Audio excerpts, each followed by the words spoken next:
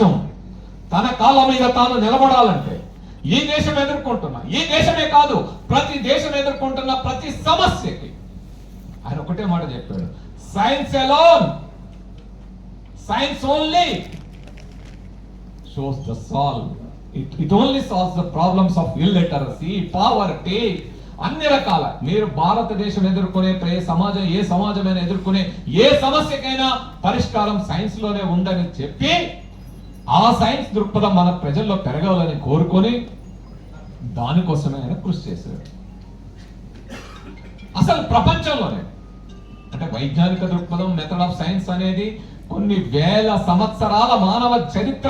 మానవ పరిణామక్రమ చరిత్రలో రూపొందించబడిన ఈ అంశం ఒక క్లైమాక్స్ దశకు వస్తే దానికి వైజ్ఞానిక దృక్పథం అనే ఒక పదాన్ని, ఈ సైంటిఫిక్ టెంపర్ అంటే ఏంటి, అది ఎలా ఉండాలి, సైన్స్ అంటే కేవలం లాబొరేటరీలకు మాత్రమే పరిమితమైంది కాదు, సైన్స్ అంటే సైంటిస్టులకు, ఇంజనీర్లకు, డాక్టర్లకు, మేధావులకు పరిమితమైంది కాదు, ప్రతి ఒక్కరూ తన జీవితంలో సైన్స్ తో భాగస్వామి అయి సైన్స్ ను మమేకం చేసుకొని సైన్స్ తో కలిసి జీవించడం it is way of life అని చెప్పి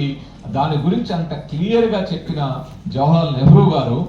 డిస్కవరీ ఆఫ్ ఇండియా పుస్తకంలో ఈ అంశాన్ని రాశారు. డిస్కవరీ ఆఫ్ ఇండియా అంటే మీ అందరికీ తెలుసు, చాలా అంశాలు జైల్లో